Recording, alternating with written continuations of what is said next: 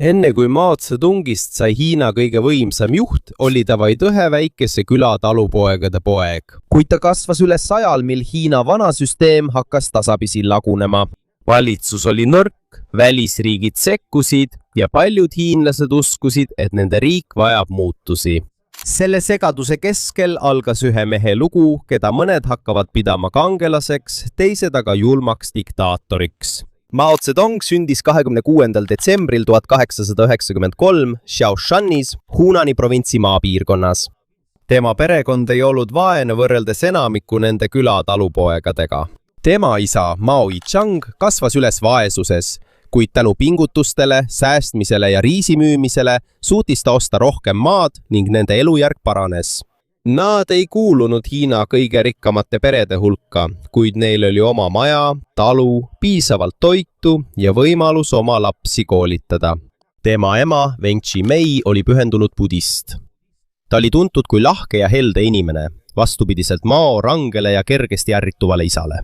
Tal oli nooremad õed-vennad, sealhulgas Mao Zemin ja Mao Zetan. Mao oli veel laps, kui ta juba aitas põllul, kuid teda huvitas rohkem lugemine kui terve elu põllutöö tegemine. Külakoolis õpetati teda vanade konfutsianismi raamatute abil. Aga Maole ei meeldinud süsteem, mis põhines ainult päheõppimisel ja allumisel. Talle meeldis lugeda lugusid sõdadest, ülestõusudest, vapratest sõdalastest ja inimestest, kes võitlesid võimukate vastu. Juba siit on näha, et ta ei leppinud eluga, mille tema pere talle valis. Kui ta sai 13-aastaseks, lõpetas ta tavapärase koolis käimise ja hakkas sagedamini põllul töötama. Tema isa tahtis, et õpiks talu juhtima ja pereäri pidama. Aga Mao ei tahtnud, et tema elu sellega piirdub. Kui ta oli teismeline, korraldas tema isa tema abiellumise Luo Yishuga, naisega naaberperekonnast. Mao enda sõnul ei pidanud ta seda abielu tõeliseks kooseluks. Nad ei elanud ka nagu tavaline abielupaar. Luo suri mõne aasta pärast. Mao jaoks oli see korraldatud abielu näide valast traditsioonist, mis kontrollib noorte, eriti naiste elu. See tugevdas veelgi ulustust. Talle meeldis põgeneda elu eest, mis oli tema jaoks ette valmistatud. Ta võitles selle nimel, et kooli tagasi minna. Ta õppis teises kohas Hunanis ja hiljem suundus Changshasse, provintsi pealinna. See oli suur muutus noormehele, kes oli pärit vaiksest külast. Changshas nägi ta uusi koole, ajalehti, poliitilisi gruppe ja üliõpilasi, kes avalikult valitsust kahtluse alla seadsid. Seal mõistis ta paremini, et probleemid ei puuduta ainult tema enda elu. Kogu Hiina oli sügavas kriisis. Pikka aega valitses riiki Qingi dünastia, kuid Mao ajaks oli selle võim juba nõrgenemas. Üks suurimaid põhjuseid oli Hiina järjestikused kaotused välisriikidele. Aastatel 1839 kuni 1842 pidas Qingi valitsus Suurbritanniaga esimest oopiumisõda. Hiina kaotas 1842 aasta Nankingi lepinguga, mille Qingi valitsus oli sunnitud allkirjastama. Hongkong anti Suurbritanniale ja avati mitu sadamat väliskaubanduseks. Sellele järgnesid veel teised lepingud, mis andsid välismaalastele suuri privileege. Paljud hiinlased nimetasid neid lepinguid ebavõrdseteks lepinguteks, sest kahe poole võim ei olnud võrdne. Selle asemel, et ise vabalt otsustada, oli Hiina sunnitud järgima tugevamate riikide tahtmist. Ohuks ei olnud ainult Euroopa riigid. 1894 aastal algas esimene Hiina-Jaapani sõda. See puhkes Hiina ja Jaapani vahelise Korea konflikti tõttu. Jällegi kaotas Hiina. See oli suur häbiplekk Qingi valitsusele. Hiina oli pikka aega pidanud Jaapanit endast väiksemaks riigiks. Aga sõda näitas, et Jaapan suutis palju kiiremini luua kaasaegse sõjaväe, tööstuse ja valitsemissüsteemi. Kui teised riigid kasutasid juba kaasaegseid laevu, relvi, ronge ja tehaseid, toimusid Hiinas muutused aeglaselt. Selle tõttu hakkasid paljud üliõpilased ja haritlased küsima, miks jääb meie riik maha? Kas probleem on traditsioonides? Kas keiser on nõrk? Või on vaja kogu süsteemi välja vahetada? Kriis süvenes veelgi 1908 aastal, kui suri Guangxu keiser. Ainult päev hiljem suri ka võimas leskeisrinna Cixi. Troonile pandi Puyi, laps, kes polnud veel 3-aastanegi. Muidugi ei suutnud laps riiki juhtida. Tõeline võim läks ametnike ja kuningliku ministrite liikmete kätte. Aga paljude hiinlaste jaoks oli selge, et vana valitsus ei suutnud enam riiki päästa. Aeglane muutus ei toonud enam lahendust. Tagasipidi oli muutus. Paljusid neist mõjutas Sun Yat-sen, juht, kes soovis lõpetada Qingi dünastia valitsemise ja rajada vabariigi, Hiina vabariigi. Tagasipidi oli muutus. Kui Mao sellest revolutsioonist kuulis, liitus ta sõdurina koos oma vennaga Hunanis. Sel ajal ei olnud ta veel kommunist. Ta oli lihtsalt noor poiss, kes uskus, et Qingi dünastia tuleb kõrvaldada ja Hiinale tuleb anda uus suund. Revolutsioon õnnestus 1912. Aasta alguses loobus troonist Lord Puyi ning sellega lõppes enam kui 2000 aastat kestnud keisrite valitsemine Hiinas. Asemele tuli Hiina vabariik, mitte veel Hiina rahvavabariik, mille Mao asutas alles mitu aastakümmet hiljem, 1949 aastal. Noorele Maole tõestas keisri kukutamine üht väga olulist asja. Ükskõik kui kaua üks süsteem ka ei kestaks, saab selle kukutada, kui leidub piisavalt inimesi, kes on valmis võitlema. Aga keisri kadumine ei toonud kohe rahu. Selle asemel algas veelgi segasem võitlus, et selgitada välja, kes hakkab juhtima uut Hiinat. Pärast keisri kukutamist ei läinud Hiinas kohe kõik korda. Uus Hiina vabariik oli nõrk. Paljudes piirkondades valitsesid tegelikult sõjapealikud. Neil olid oma sõjaväed, seadused ja maksud. Sageli võitlesid nad omavahel, et saada suuremat territooriumi. Sel ajal jätkas Mao Zedong õpinguid Hunani esimeses õpetajakoolis. Talle meeldis lugeda filosoofia, poliitika ja erinevate valitsemisviiside kohta. Ta oli aktiivne ka üliõpilasorganisatsioonides. Ta aitas luua rühma, mis andis üliõpilastele võimaluse koolireeglite vastu sõna võtta. 1918. aastal lõpetas Mao kooli ja läks Pekingisse, kus ta sai madala ametikoha Pekingi ülikooli raamatukogu assistendina. Ta ei olnud pearaamatukogu hoidja. Tema ülesandeks oli vaid aidata raamatute korrastamisel ja registreerimisel, kuid see töö osutus oluliseks, sest seal kohtus ta Li Daxiaoga, kes oli üks esimesi marksismi õpetajaid Hiinas.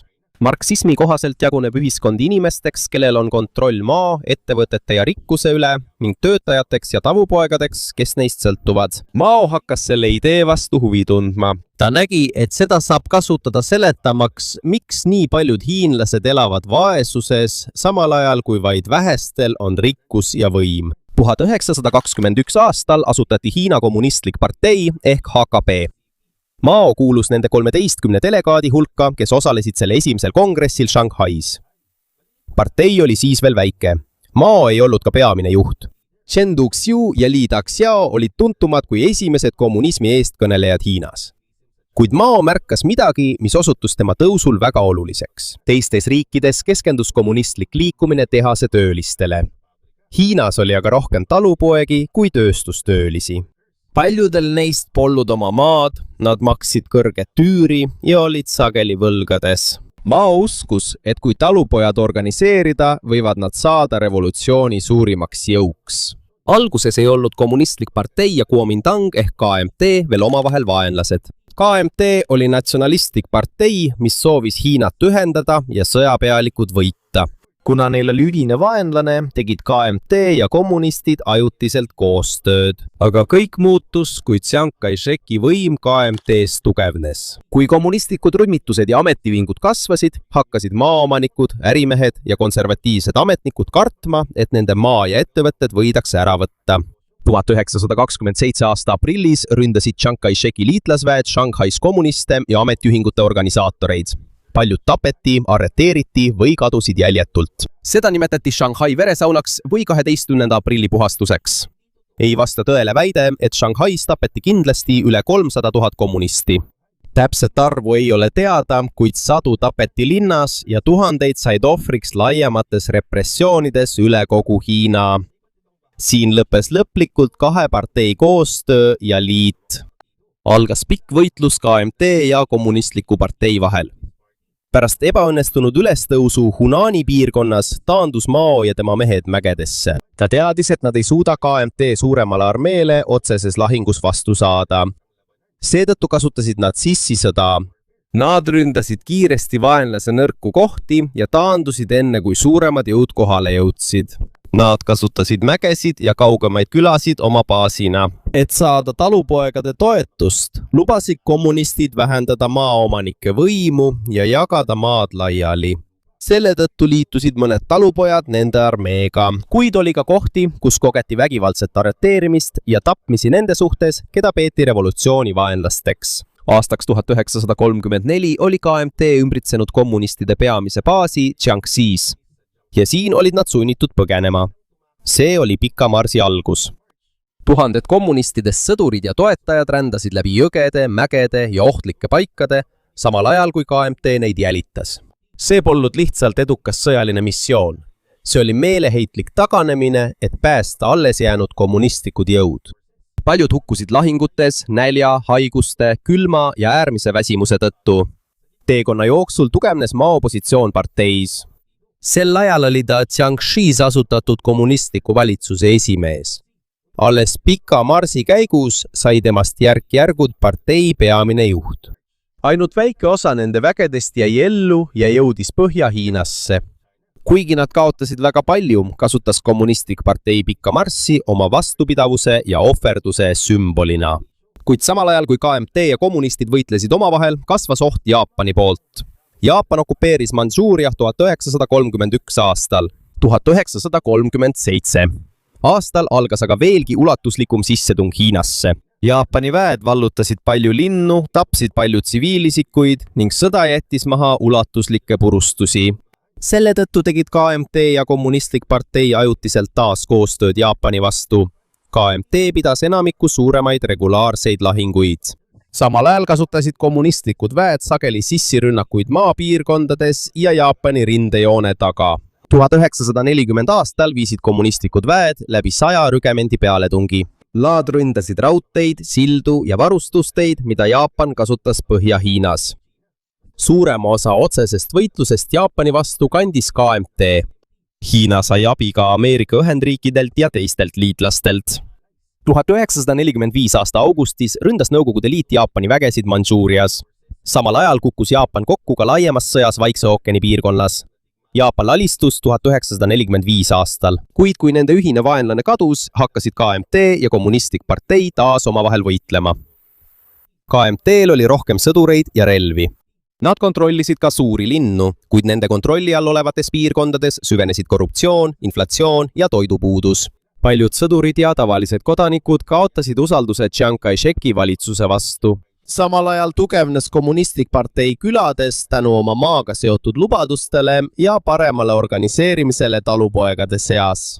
Aastaks 1948 ja 1949 võitsid kommunistlikud jõud järjest suuri lahinguid. 1. oktoobril 1949 kuulutas Mao Zedong välja Hiina Rahvavabariigi asutamise. Chiang Kai-shek ja KMT taandusid Taiwanile, kus nad jätkasid Hiina Vabariigi tegevust. Paljude hiinlaste jaoks oli Mao juht, kes alistas kodusõjast ellu jäänud sõjapealikud ja ühendas suure osa riigist uuesti. Kuid pärast võimuhaaramist ei olnud ta enam ainult revolutsiooni juht. Nüüd kontrollis ta maailma rahvarohkemat riiki ja siin algas tema valitsemise kõige ohtlikum osa. Kui Mao Zedong sai kogu võimu Hiinas enda kätte, soovis ta riiki kohe muuta. Ta ei tahtnud, et see jääks vaeseks ja sõltuks ainult põllumajandusest. Hiina puhul soovis ta, et riik saaks kiiresti palju tehaseid, terase tootmist ja kaasaegset tööstust. Seetõttu käivitas ta 1958 aastal suure hüppe edasi. See lubas palju. Vaid mõne aastaga pidi Hiina jõudma järele tugevatele tööstusriikidele. Aga selleks sundis valitsus inimesi kogu oma elu muutma. Väikesed talud ühendati suurteks rühmadeks, mida nimetati rahvakommuunideks. Maa, tööriistad, loomad ja saak olid nüüd kommuuni kontrolli all. Paljud tered ei saanud enam vabalt endale toitu kasvatada ega endale süüa teha. Mõnes kohas söödeti neid ühissööklates ja neil toodati, et nad järgiksid valitsuse määratud tööd. Neile ei antud teha ainult põllutöid. Tavalisi inimesi kästi ka väikestes ahjudes, mis olid ehitatud küladesse ja hoovidesse, terast tootma. Kuna neil puudus väljaõppe ja õiged tööriistad, oli paljude valmistatud metallide kvaliteet madal ja need olid peaaegu kasutud. Veelgi hullem, paljud talunikud viidi oma põldudelt ära, et töötada terase tootmisel, tammide ehitamisel ja muudes projektides. Seega, samal ajal kui valitsus tõstis tööstuse eesmärke, vähenes inimeste arv, kes istutasid ja koristasid toitu. Ka kohalikud ametnikud olid tugeva surve all. Kui nende aruanded olid madalad, võidi neid süüdistada revolutsioonile mittelojaalsuses. Seetõttu valetasid paljud ja teatasid tegelikust suuremast saagist. Kuna valitsus uskus valesid andmeid, võttis see külades ära väga palju teravilja. Oli kohti, kus peaaegu midagi ei jäänud alles isegi neile talunikele, kes ise selle vilja kasvatasid. Samal ajal rakendas valitsus valesid põllumajandusmeetodeid, mida polnud piisavalt katsetatud. Inimesi sunniti istutama taimi liiga tihedalt ja kündma maad väga sügavalt. Selle asemel, et saak suureneks, hävis palju taimi. Veel üks suur viga oli 4 kahjuri kampaania. Inimestel kästi tappa rotid, kärbsed, sääsed ja varblased, sest neid peeti kahjuriteks. Kampaania peamised sihtmärgid ei olnud tiigrid, leopardid ega hundid. Nagu allikas ütleb, kui varblased mõnes piirkonnas peaaegu hävitati, suurenesid putukad, keda linnud tavaliselt sõid. See kahjustas eriti põllukultuure. Mõnes Hiina piirkonnas esines ka põuda ja üleujutusi. Kuid katastroofi põhjuseks polnud ainult loodus. Veelgi suurem probleem oli vale poliitika sundtööde osas, valed aruanded saagi kohta ja jätkuv vilja äravõtmine, isegi siis, kui külad juba nälgisid. 1959. aastaks oli selge, et toidutootmine langeb, kuid paljud ametnikud kartsid öelda tõtt Maole. Igaüks, kes plaani kahtluse alla seadis, võidi kuulutada sotsialismi vaenlaseks. Selle tõttu jäi nälja tegelik ulatus varjatuks, samal ajal kui inimesi sunniti jätkuvalt saavutama võimatuid eesmärke. Toit sai järk-järgult otsa. Oli inimesi, kes sõid rohtu, lehti, puukoort ja kõike, mida oli võimalik närida. On olnud ka teateid koduloomade söömisest ja isegi kannibalismist mõnes piirkonnas. Pole olemas ühtset kindlat arvu hukkulute kohta. Ajaloolaste hinnangud erinevad, kuid paljud uuringud hindavad selle 10 miljonitesse. Üks sageli kasutatav hinnang on ligikaudu 30 miljonit surma, nälja ja sellega seotud tagajärgede tõttu. 1959. aastal astus Mao tagasi Hiina Rahvavabariigi esimehe kohalt. Ta ei astunud tagasi kommunistliku partei esimehe kohalt. Riigi esimehe kohale asus tema asemele Liu Shaoqi, kuid Mao jäi partei sees kõige võimsamaks juhiks. 1961. Aastaks eemaldati järk-järgult suure hüppe kõige karmimad osad. Mõnedel peredel lubati taas iseenda jaoks põldu harida. Kohustuslikku kommuunisüsteemi vähendati ja taastati praktilisem ratsioonisüsteem. Kuid pärast katastroofi nõrgenes Mao otsene kontroll igapäevase juhtimise üle. Praktilisemad juhid nagu Liu Shaoqi ja Deng Xiaoping aitasid majandust korda teha. Mao jaoks oli see ohtlik. Ta kartis, et Hiina eemaldub tema revolutsioonilisest teest. Ta uskus, et kommunistliku partei sees on juhte, kes tahavad kapitalismi tagasi tuua. Seetõttu käivitas ta 1966 aastal kultuurirevolutsiooni. Selle välja kuulutatud eesmärk oli puhastada parteid ja Hiina võitles vanade ideede, vana kultuuri, vanade tavade ja inimeste vastu, keda nimetati kapitalistliku teekäijateks. Kuid see oli ka viis, kuidas Mao eemaldas oma kriitikud ja tugevdas taas oma isiklikku kontrolli. Ta julgustas õpilasi moodustama gruppe, mida nimetati punakaartlasteks. Nad kandsid endaga väikest punast raamatut, mis oli kogumik Mao ütlustest. Nad pidasid teda mitte ainult poliitiliseks juhiks, vaid peaaegu täiuslikuks juhiks, keda ei tohtinud kahtluse alla seada. Mõned punakaartlased rüüstasid koole, maju, valitsusasutusi, templeid ja muuseume. Õpetajad, haritlased, endised ametnikud, maaomanikud ja isegi tavalised inimesed, keda kahtlustati, et nad pole Maole lojaalsed, alandati avalikult. Paljusid peksti, vangistati, piinati, sunniti üles tunnistama tegusid, mida nad ei olnud teinud, või saadeti sunnitööle. Oli ka õpetajaid, kelle tapsid nende enda õpilased. Kuid pole vaja väita, et Mao isiklikult käskis igal punakaardi liikmel oma professori tappa. Õigem oleks öelda, et tema üleskutsed ja toetus mässule andsid jõudu neile rühmadele, kes vägivalda toime panid. Sihtmärgiks sai ka Hiina ajalugu ja kultuur. Hävitati vanad raamatud, maalid, kujud, templid, hauad ja muud esemed, mida nimetati 4 vana sümboliteks. Paljud kultuurimälestised Pekingis ja mujal said kahjustada või kadusid täielikult, kuid väide, et 1970 aastal käskis Mao Zedong isiklikult suure Hiina müüri lammutada, et selle tellistest maju ja tamme ehitada, ei ole tõendatud. Tõsi on see, et kohalikud inimesed on erinevatel aegadel suure Hiina müüri osimaterjalide saamiseks lahti võtnud, kuid pole piisavalt tugevaid tõendeid, et esitada allikaväidet kui Mao Zedongi otsest käsku. Kultuurirevolutsiooni süvenedes hakkasid erinevad punakaardirühmad omavahel tülitsema. Kõik nad väitsid, et nemad on Mao Zedongi tõelised kaitsjad ja mõnes linnas viis see relvastatud kokkupõrgeteni. Hiljem kasutati rahvavastusarmeed, et rahutusi ohjeldada. Paljud noored saadeti kaugetesse provintsidesse, et töötada põldudel ja õppida talupoegadelt. Sellel ajal kasvas Mao isikukultus märkimisväärselt. Tema pilti võis näha kodudes, koolides, vabrikutes ja valitsushoonetes. Tema sõnu korrati iga päev, loeti ja korrati. Selle kummaliseks näiteks oli see, mis juhtus 1968 aastal. Pakistani välisminister andis Maoli mangosid. Ta andis need edasi tehase töötajatele, kes aitasid pärast rahutusi Tsinghua ülikoolis. Kuna mango oli tol ajal suuremas osas Hiinast haruldane ja peaaegu tundmatu, pidasid mõned seda eriliseks kingituseks otse Maolt. Mõned mangod pandi formaldehüüdi sisse, tehti ka vahast ja plastist koopiaid, mida paraaditi ja näidati tehastes. Tegelikult polnud vili ise oluline. Mangot kasutati väidetavalt Mao armastuse sümbolina tööliste vastu. See näitas, kui tugev oli propaganda ja kui sügav oli isikukultus tema ümber. Allikas väidab ka, et üks mees tapeti, kuna ta võrdles mangot bataadiga. Selline lugu on ilmunud mõnes mangokultuse kohta käivas allikas, kuid täpseid üksikasju on raske tõestada. Seetõttu ei tohiks seda esitada kui kindlalt juhtunut. Välispoliitikas hoidusid sasabuhiinid ka Nõukogude Liidust eemale.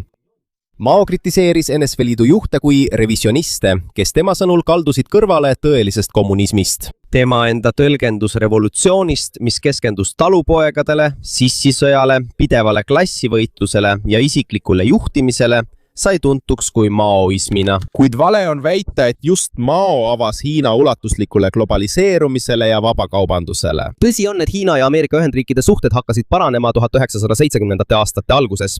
President Richard Nixon külastas Hiinat 1972 aastal, mis tõi kaasa suure muutuse kahe riigi suhetes. Kuid ulatuslikud majandusreformid, välisinvesteeringud ja Hiina avanemine rahvusvahelisele kaubandusele toimusid pärast Mao surma. See algas tõsisemalt Deng Xiaopingi juhtimisel alates 1978 aastast. Need reformid, mitte kultuurirevolutsioon, said Hiina kaasaegse majanduse kiire kasvu peamiseks aluseks. Tõsi on see, et Mao ja Henry Kissingeri omavaheline vestlus 1973 aastal oli tõesti erakordne. Ameerika Ühendriikide valitsuse ametliku protokolli kohaselt tegi Mao nalja, et Hiina võiks saata Ameerika Ühendriikidesse 10 miljonit naist. Toas viibinud inimesed hakkasid naerma, seega polnud see tõsine kaubandusettepanek. Nagu allikas näitab, oli see hoopis labane ja pilkav nali diplomaatilisel kohtumisel.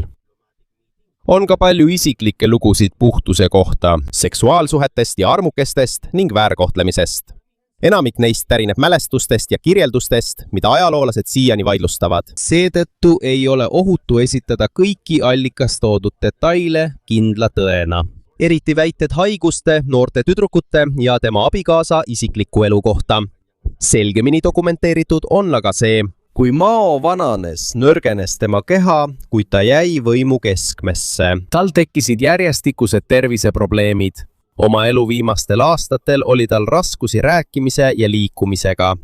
Samal ajal jätkus valitsuses võitlus tema abikaasa Jiang Qingiga seotud radikaalide ja praktilisemate juhtide vahel, kes soovisid riiki korda seada. 9. septembril 1976 aastal suri Mao Zedong 82-aastaselt. Väga paljud hiinlased leinasid teda. Nende jaoks oli ta endiselt juht, kes ühendas Mandri-Hiina ja taastas riigi jõu pärast pikka sõdade ja välisvõimu aega.